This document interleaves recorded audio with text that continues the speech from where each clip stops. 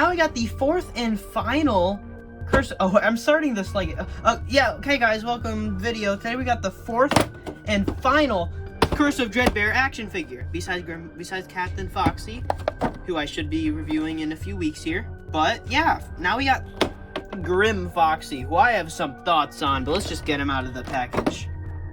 Okay, so for those of you who didn't know, Grimm Foxy is a completely different model from Nightmare Foxy. They have nothing in common. Well, they have some things in common, but they are completely different models that don't have a lot in common, especially in the head shape. So why did Funko reuse most of Nightmare Foxy for Grimm Foxy? And also do it very badly. Come on. You're doing so good, Funko. What is this?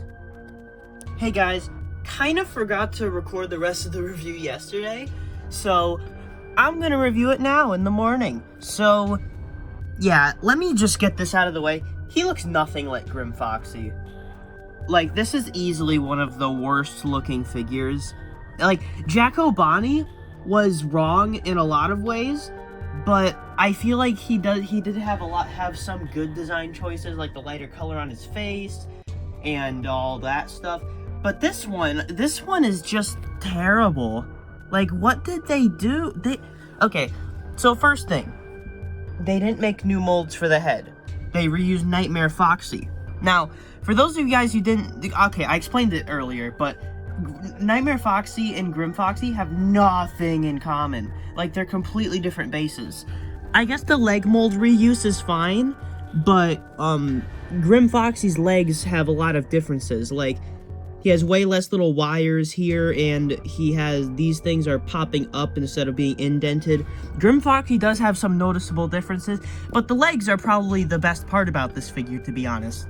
But the legs, what happened? Where's his shorts? They didn't give him his shorts. This transparent plastic on the torso looks awful. It looks worse than Jacko Bonnie, honestly. Like, the torso, they made a new mold to detail his withering, but then they didn't paint it. Why? What was the point of the new mold? Even my dad, who usually thinks I go a little too hard on these things, agrees that this figure looks nothing like the source material. Like, it's just appalling that this is in the same wave as that Dreadbear and that Glitch Trap. They look so good. What is this? What is this? Funko, what's up with the mouth? That looks so bad. Like, not only is the paint job bad, but the inside of the mouth being the same color as his head, that looks terrible. This is like the Easter Bonnie effect. He's looking like he's chewing on some orange gum. Like, he doesn't, why isn't it yellow inside his mouth? It doesn't make sense. Then his eye. What, that's the only yellow on his entire body. Why? Why isn't there yellow on the torso? They made a new mold for this. They sculpted a whole new piece of they sculpted his withering specifically. This hole is exclusive to Grimm Foxy, and they didn't paint it. Why? What's up with these shoulder pieces? Okay, actually, the shoulder pieces look pretty good. But, okay, then the arms. Why isn't his whole body this color? Why isn't his whole body this color? It doesn't make sense. Jacko Bonnie, it didn't really make sense, but this guy looks so much worse than him. The hook thing is way too small, but honestly, it doesn't bother me that much, but it doesn't even swivel. Come on, Funko, the posing is gonna be so much harder on this guy, because you can't swivel his hook. This huge hook is just like static on his arm.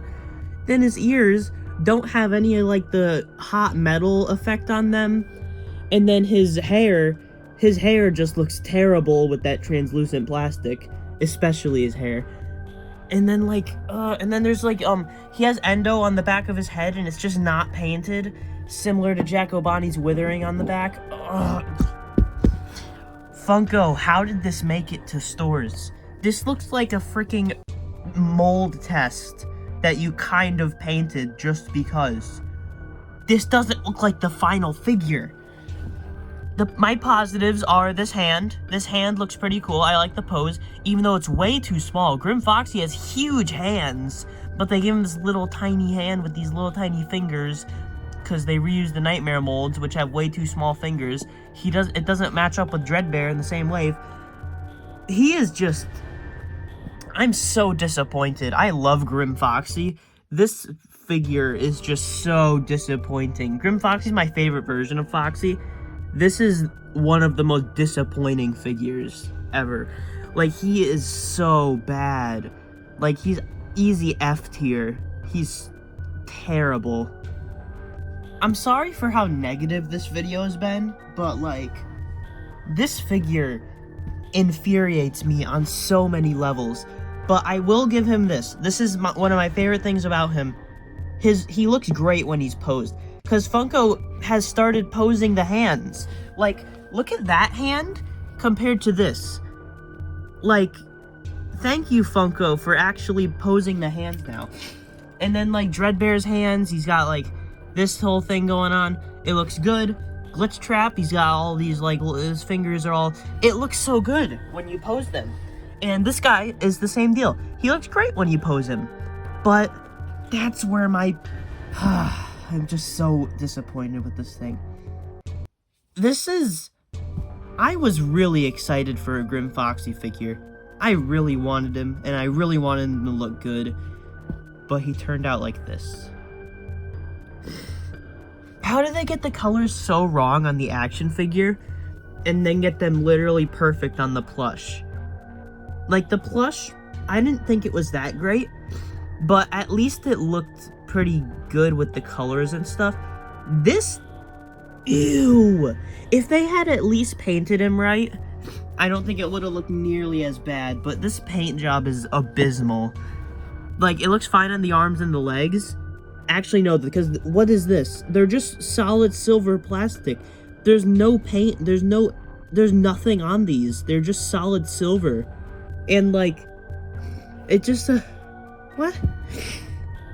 I just don't know what to say at this point. Like, why are they light silver? Why are they so light? He has almost, like, a black endo, almost. Why are they this color? Like, oh my god, I don't get it. I don't get it. I don't get this figure at all. So now that I've reviewed all of the Curse of Dreadbear figures, my final thoughts are, it's such a mixed bag, because you got two of Funko's best figures ever over here. These two look amazing, but then on the two figures that they reused the molds on, look terrible. Their paint jobs are bad, their sculpts are lazy. It's just like, it's clear what Funko should be doing, and they did do it. But then, these things don't even look like they belong in the same... They don't look like they belong in the same toy line. They don't look like... These figures don't go together. These two look amazing. These two... what? But, yeah, Curse of Dreadbear Wave, I'm gonna have to give it an 8 out of 10. Because these two easily carry the wave, even if the other figures kind of suck. But... it would be a 10 out of 10 if they actually tried with these guys. I'm not asking for perfect figures. Like Glitch Trap, he's nowhere near perfect. But I still love him just because he looks good. That's all I ask from Funko. Make a good-looking figure. These two are not good-looking figures. Hey guys, so I'm gonna... Final thoughts on these things. So, basically, this side of the wave... very, very good. No complaints here. This side of the wave, though, super disappointed with these two, just in general. I'd rate this wave like a 7 out of 10. We got a 9, well, I'm 8. I'll give it an 8. Because these two easily carry the wave, these two figures, but these two definitely bring down some points, because... why is it just so lazy? What's up with why is it not... Most of the details on these guys aren't painted, and the transparent plastic just looks bad.